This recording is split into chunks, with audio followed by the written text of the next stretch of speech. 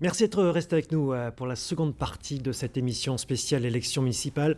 Après Saint-Médard-en-Jalles, nous nous intéressons à présent à une autre ville de la métropole bordelaise, la seule détenue par un maire écologiste dans cette métropole.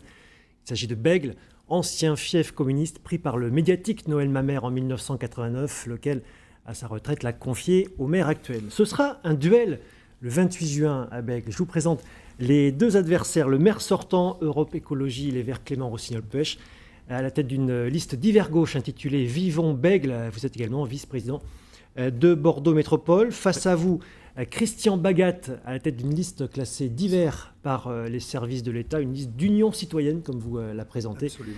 Vous êtes médecin à Bègles et ancien président de l'Omnisport CAB, club athlétique béglé.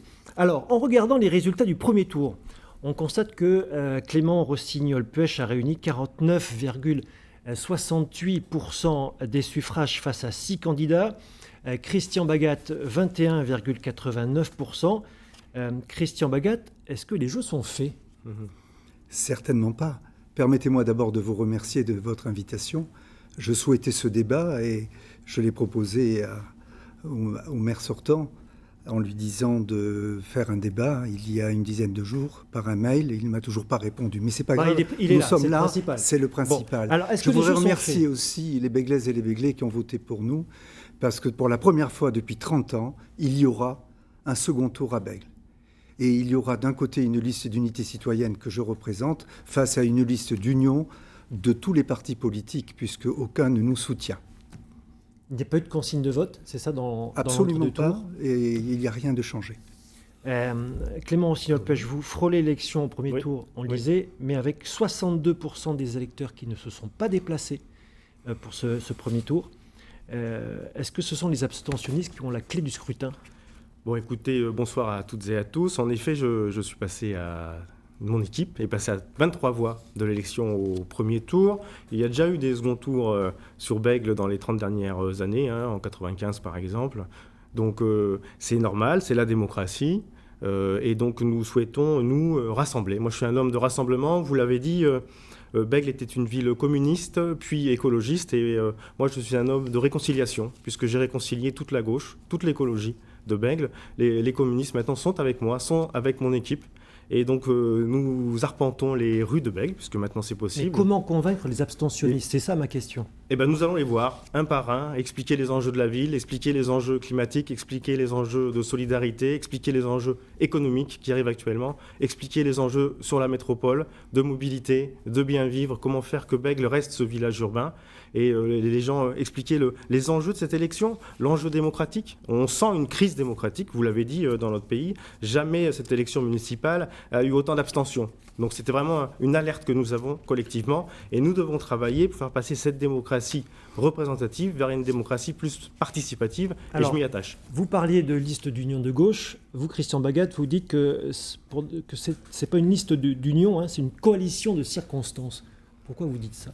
Je dis cela parce que quand j'entends Monsieur le maire nous dire qu'il est ami avec les communistes, il a oublié sans doute qu'en 2013, il a écrit dans l'Express que Bègles était une ville malfamée. Malfamée pourquoi ? Parce qu'une ville ouvrière. Malfamée pourquoi ? Parce qu'une ville de travailleurs. C'est ce qu'il a dit, Bègles malfamée. Le Bègles de Simone Rossignol était malfamé. Le Bègles de Monsieur Duhourquet était malfamé. J'ai suffisamment d'amis communistes pour pouvoir le dire. C'est intolérable. Donc c'est pas une et c'est ce qui a été dit. Monsieur, bon, moi, je ne vais pas du tout rentrer dans les attaques personnelles. Voilà, 2 phrases de mon adversaire, 2 attaques personnelles. Donc, on ne va pas rentrer dans ce jeu-là. Je vais rester digne. Non, Bègles était une ville populaire, une ville ouvrière, une ville cheminote, une ville morutière, et elle doit le rester. Et d'ailleurs, je m'attache à mener une politique qui permet d'avoir des logements sociaux. Par exemple, 28% de logements sociaux, c'est la ville de la rive gauche, qui a le plus de logements sociaux. Également une ville où il y a plus d'actifs et d'emplois, beaucoup d'emplois sur Bègles, beaucoup d'emplois ouvriers. De l'économie, de l'aménagement Et du par territoire. rapport à répondre à votre question, le projet il a été construit collectivement. Donc c'est vraiment un projet qui est porté par les 37 colistiers et colistières, qui est une liste qui est rajeunie, 47% de moyenne d'âge, qui est renouvelée fortement, 60% de renouvellement, et qui est soutenue par un grand nombre de citoyens et citoyennes. D'ailleurs, dans cette liste, la grande majorité des colistiers ne sont pas encartés. On va parler, avant de parler des enjeux locaux, on va parler de la crise du Covid-19 et de son impact sur ce crustin. Christian Bagat, vous êtes aussi médecin à Bègles, vous avez peut-être un regard différent du nôtre. Quel impact a cette crise sur votre projet municipal ?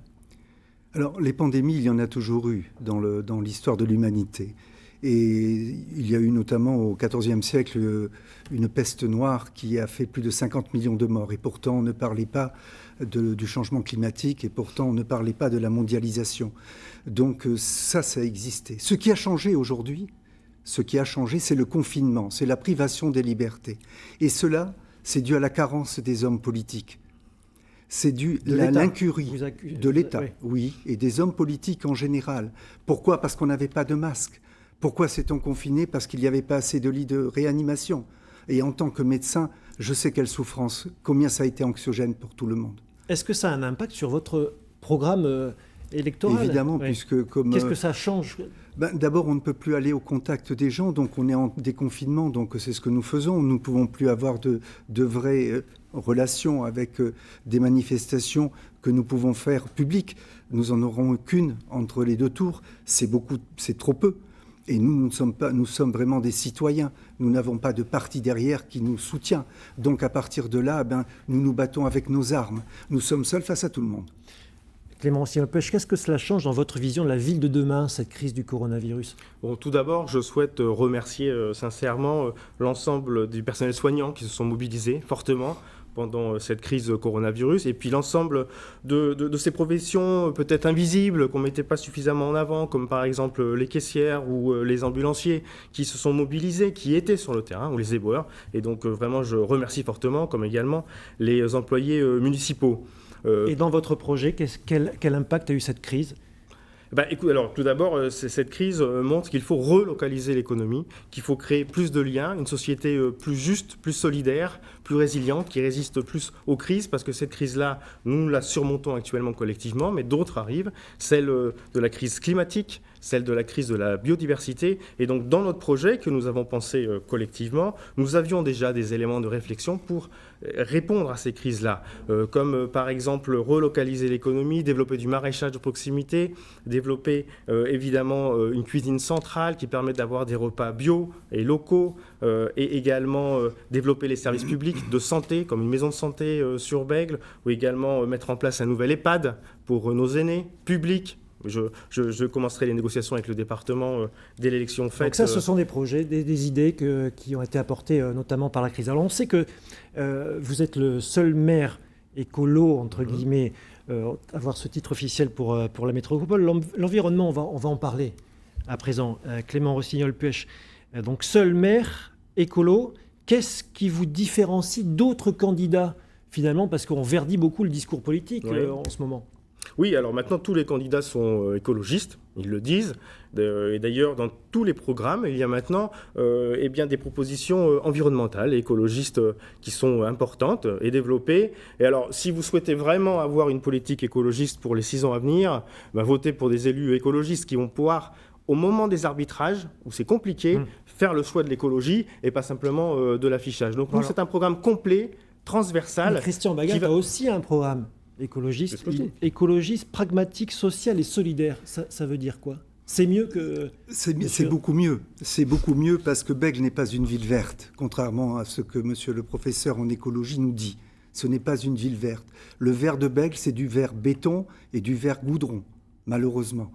Notre projet est innovant. Il est un projet qui a été loué par Jean-Marc Ferrari, qui a été votre secrétaire des Verts lorsque vous étiez chez les Verts. Il a dit que c'était le meilleur programme du 2e tour. Donc, pourquoi ? Parce que tout simplement, on s'est penché sur la réalité du terrain. Nous prônons une écologie pragmatique, c'est-à-dire que nous n'avons aucun diktat, aucun dogme. Nous prônons une écologie solidaire, parce qu'il y a un manque de solidarité. La crise du Covid, elle a montré les carences aussi de notre municipalité. Quand monsieur le maire vous dit qu'il a créé à un moment donné une page Facebook Covid Solidarité, cette page Facebook Covid Solidarité, il a censuré des Béglaises et des Béglés qui se plaignaient d'avoir eu des problèmes avec des incivilités, avec des vols. Vous n'êtes pas un écolo solidaire alors? Écoutez, alors voilà, on parle écologie et mon adversaire parle insécurité. Ce sont d'ailleurs son seul mantra de toute la campagne, donc il va en parler, j'imagine, à chaque intervention. C'est quelque chose d'important d'ailleurs, que je prends extrêmement à cœur, puisque j'étais le premier maire à Bègles à créer une police municipale. Donc c'est un sujet qui me concerne. Mais sur l'écologie... C'est quoi l'écologie solidaire pour vous? Sur l'écologie, c'est à la fois allié environnement et social. Et c'est notre cas. Par exemple, je disais, les repas bio et locaux, la meilleure restauration de tout le sud de la France. C'est écrit partout.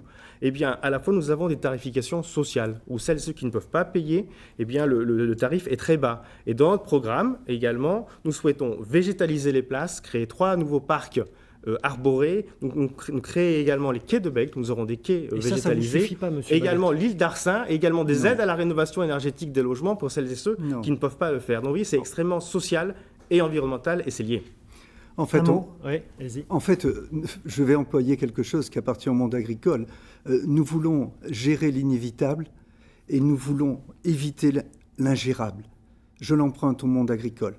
Parce qu'en fait, il faut protéger l'avenir de nos enfants, il faut aussi réduire les effets carbone et il faut enfin accompagner les Béglaises et les Béglés dans leur quotidien. Ce n'est pas le cas. Notre ville est sale. Tout à l'heure, on était en train de parler de sécurité. Je n'ai pas parlé de sécurité. Eh ben, on va en parler justement. Parce que, moi, je parle de prévention et de protection des biens et des personnes. Je ne parle pas de la même chose. Ça a été un thème fort du premier tour, de la campagne du premier tour. Ça l'est encore dans votre programme. Pourquoi en faire un cheval de bataille? Je n'en fais pas un cheval de bataille. Monsieur le maire m'accuse de cela, mais ce n'est pas le cas. Ce n'est pas le cas. C'est parce que tout simplement, c'est la première préoccupation des Français, en général. Et lorsque vous vous trouvez... Et Bègles est une ville...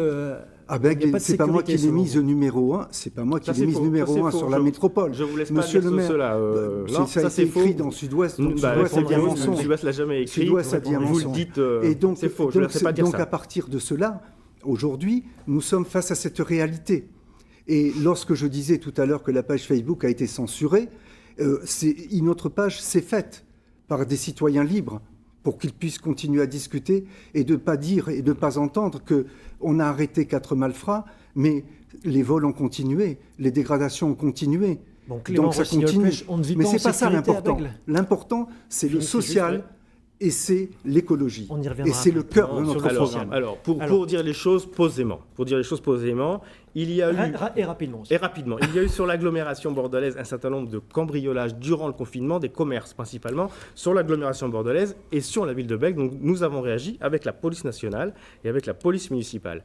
Et en la phase de déconfinement, il y a eu malheureusement un certain nombre de cambriolages également, parce que des difficultés alimentaires pour certains d'entre eux qui ont fait, ou des gangs qui devaient écumer les villes. Et donc, nous les avons arrêtés et les cambriolages sont en train de baisser très significativement. Je voulais dire également que sur l'environnement, c'est aussi l'emploi.